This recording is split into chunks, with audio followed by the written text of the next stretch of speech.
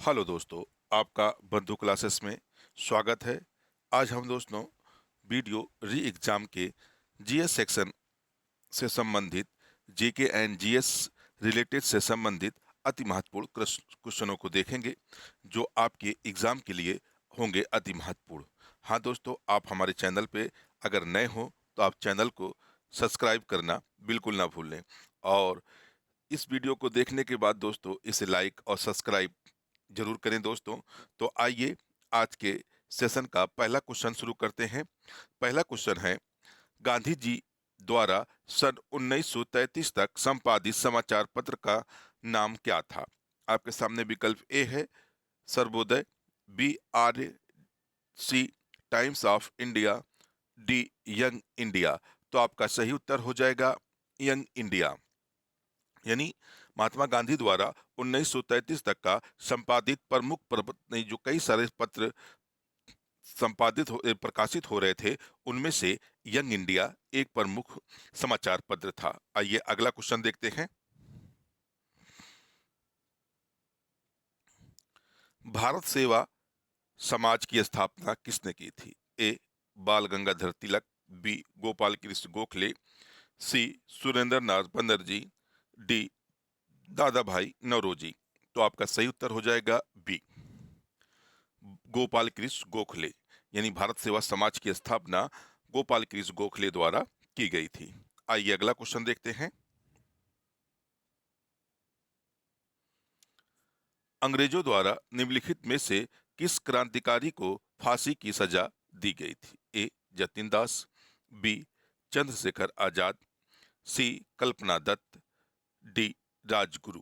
तो आपका सही उत्तर हो जाएगा डी राजगुरु। यानी अंग्रेजों द्वारा राजगुरु को फांसी की सजा दी गई थी। चंद्रशेखर आजाद ने स्वयं को अपने आप को गोली मारकर इलाहाबाद के अल्फ्रेड पार्क यानी इस समय के कंपनी गार्डन में अपनी जान दे दी थी। जतिन दास को जेल हो गई थी। आइए अगला क्वेश्चन देखते हैं। मोती मस्जिद निम्नलिखित में से किस नगर में स्थित है? ए आगरा, बी जयपुर, सी अहमदाबाद अहमदाबाद, डी लाहौर। तो आपका सही उत्तर हो जाएगा ए आगरा। यानी आगरा के किले में औरंगजेब द्वारा मोती मस्जिद का निर्माण किया गया था।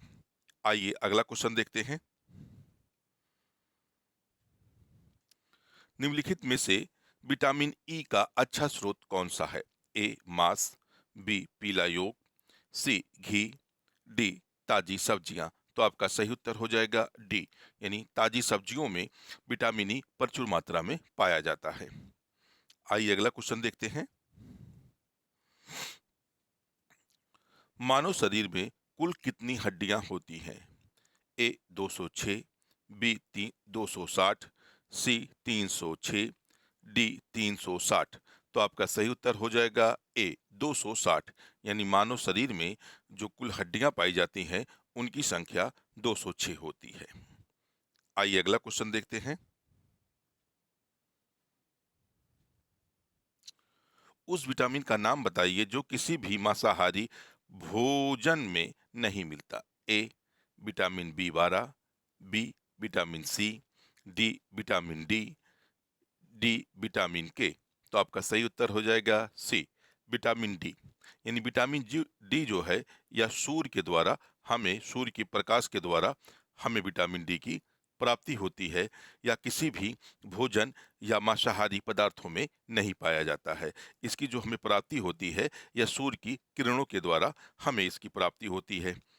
इसकी कमी से मानव में क्या हो जाता है? रिकेट्स नामक रोग हो जाता है। आइए अगला क्वेश्चन देखते हैं। मानव शरीर का सबसे बड़ा अंग कौन सा है? ए हृदय, बी मस्तिष्क, सी यकृत, डी गुर्दा। तो आपका सही उत्तर हो जाएगा सी यानी यकृत। लीवर जो है मानव शरीर का सबसे बड़ा अंग कहलाता है। आइए अगला क्वेश्चन देखें। वाहनों के हेडलाइटों में किस प्रकार के दर्पण का इस्तेमाल होता है? ए समतल दर्पण, बी अवतल दर्पण, सी उत्तर दर्पण, डी परवलयी दर्पण। तो आपका सही उत्तर हो जाएगा बी यानी अवतल दर्पण जो है कि वाहनों के हेडलाइटों में क्या होता है, इसका इस्तेमाल किया जाता है। इस पर पड़ने वाली किरणों को ये क्या करता है, फैला देता है। इसी कारण वाहनों के हेडलाइटों में इसका इस्तेमाल किया जाता है। आइए अगला क्वेश्चन देखते हैं। किसी तुल्यकारी उपग्रह की पृथ्वी की सतह से ऊंचाई लगभग कितनी होती है? ए 36,000 किलोमीटर, बी 30,000 किलोमीटर, सी 42,000 किलोमीटर, डी इनमें से कोई नहीं। तो आपका सही उत्तर हो जाएगा ए, यानी जो तुल्यकारी उपग्रह होते हैं इन्हें पृथ्वी से 36,000 किलोमीटर की दूरी पर क्या किया जाता है, स्थापित किया जाता है दोस्तों। आइए अगला क्वेश्चन देखते हैं। किसी बिजली की इस्त्री को गर्म करने के लिए किस धातु का प्रयोग किया जाता है? ए तांबा, बी निक्रोम, सी जस्ता, डी टंगस्टेन। तो आपका सही उत्तर हो जाएगा डी टंगस्टेन। जो है किसी भी इस्त्री में जो नीचे की प्लेट लगी होती है जिसे गर्म किया जाता है, या टंगस्टेन धातु की क्या होती है, बनी होती है। आइए अगला क्वेश्चन देखते हैं।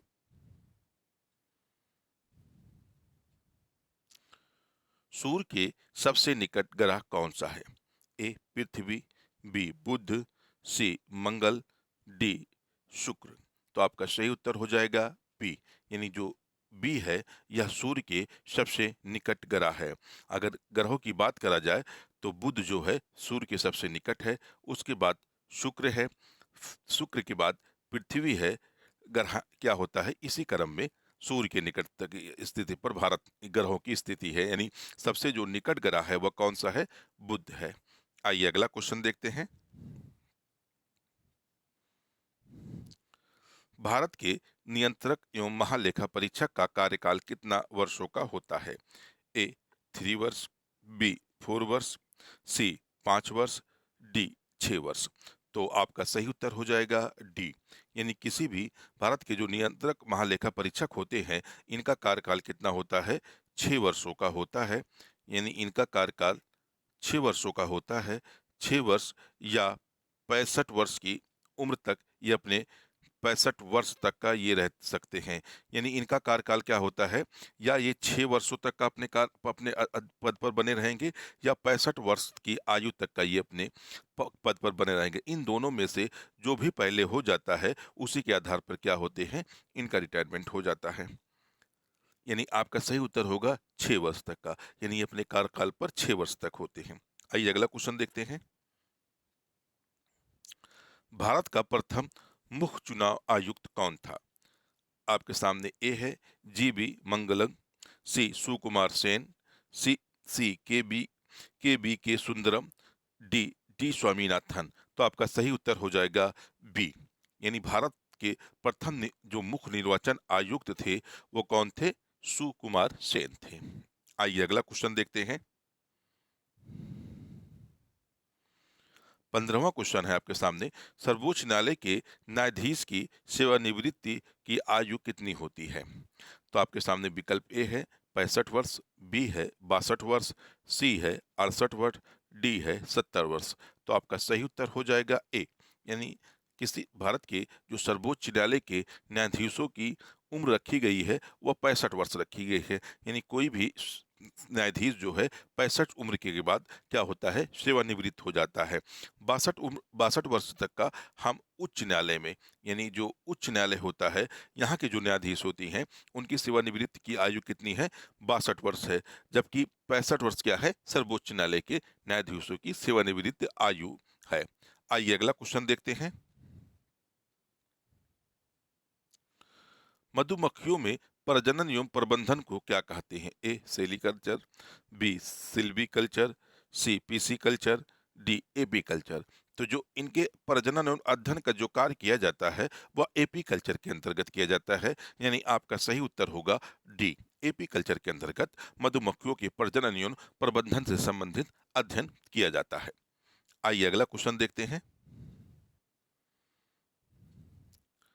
रक्त के स्कंदन हेतु कौन सा विटामिन आवश्यक है? A vitamin B, B vitamin C, C vitamin K, D vitamin E. तो आपका सही उत्तर हो जाएगा विटामिन के, यानी विटामिन के की कमी से अगर किसी मानव के शरीर में चोट लगने से खून का जो थक्का जमता है वह क्या होता है, अगर विटामिन के की कमी है तो इस थक्के का निर्माण जल्दी से नहीं होता। यानी जो स्कंदन होता है वह किस विटामिन की वजह से होता है, तो विटामिन ई की वजह से होता है। तो आपका सही उत्तर होगा सी, यानी विटामिन के की वजह से रक्त के जो स्कंदन हेतु होते हैं, इसके लिए विटामिन ई अति आवश्यक होता है। आइए अगला क्वेश्चन देखते हैं। मिनी माता रोग किस कारण से होता है? ए पारा, बी जस्ता, सी कैडमियम, डी सीसा। तो आपका सही उत्तर होगा ए, यानी पारे की वजह से क्या होता है, मिनी माता रोग हो जाता है। आइए अगला क्वेश्चन देखते हैं। निम्नलिखित में से कौन सा एलपीजे का प्रमुख घटक है? ए मेथेन, बी ब्यूटेन, सी प्रोपेन, डी एथेन। तो आपका सही उत्तर हो जाएगा सी, यानी प्रोपेन। प्रोपेन क्या है? ये कौन सा एलपीजी का एक मुख्य घटक के रूप में शामिल किया जाता है। आइए अगले क्वेश्चन की तरफ बढ़ते हैं।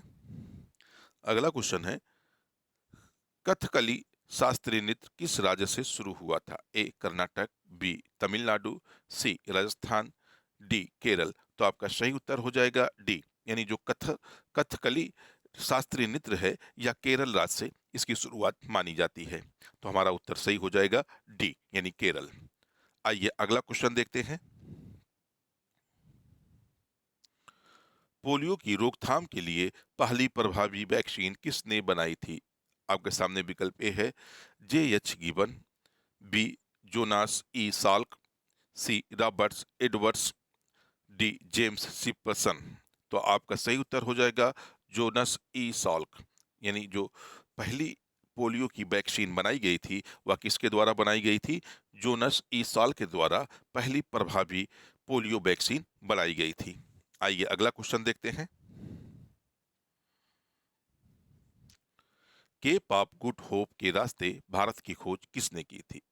आपके सामने विकल्प ए है Vasco da Gama, B Amuda Sen, C Christopher Columbus, D John Cabot. तो आपका सही उत्तर हो जाएगा A Vasco da Gama. Vasco da Gama द्वारा 1498, यानी 1498 ईस्वी में भारत की यात्रा पर आया था। और कहा जाता है यह भारत के एक नए रास्ते, जिसे हम केप ऑफ गुड होप के नाम से जानते हैं, इस रास्ते से सर्वप्रथम अगर किसी यूरोपीय यात्री द्वारा यात्रा की गई थी तो वह कौन था? वास्को डी गामा था। तो यानी आपका सही उत्तर हो जाएगा ए वास्को डी गामा। आइए अगला क्वेश्चन देखते हैं। जोजिला दर्रा जोड़ता है ए श्रीनगर और लेह को, बी अरुणाचल प्रदेश और तिब्बत को, सी चंबा और स्पीति को, डी कलिम कलीपंग और लहासा को। तो आपका सही उत्तर हो जाएगा ए श्रीनगर को लेह से जोजिला दर्रा क्या करता है? एक दूसरे को आपस में जोड़ता है। यानी जोजिला दर्रे के द्वारा भारत का श्रीनगर शहर और लेह शहर क्या है, ये एक दूसरे से जुड़े हुए हैं। तो आपका सही उत्तर होगा ए। आइए अगला क्वेश्चन देखते हैं। निम्नलिखित में से किस प्रदेश में पूरे साल वर्षा होती है? ए भूमध्यसागरीय प्रदेश, बी विषुवतीय प्रदेश, सी उष्णकटिबंधीय प्रदेश, डी शीतोष्ण कटिबंधीय प्रदेश। तो आपका सही उत्तर हो जाएगा बी, यानी विषुवतीय जो रेखा के आसपास के जो प्रदेश है यहाँ वर्ष वर्ष वर्षा होती रहती है। तो आपका सही उत्तर होगा बी, यानी विषुवतीय प्रदेशों में क्या होता है? वर्ष वर्ष वर्षा होती रहती है। आइए अगला क्वेश्चन देखते हैं। मानव शरीर की सबसे बड़ी मिश्रित ग्रंथि है? ए थाइमस, बी प्लीहा, सी अग्न्याशय, डी यकृत। तो आपका सही उत्तर होगा सी, यानी अग्न्याशय मानव शरीर की सबसे बड़ी मिश्रित ग्रंथि है। तो आपको दोस्तों यह वीडियो कैसा लगा आप हमें कमेंट बॉक्स में बताएं। फिर मिलते हैं कुछ और वीडियो के साथ और नए प्रश्नों के साथ। जब तक के लिए धन्यवाद दोस्तों।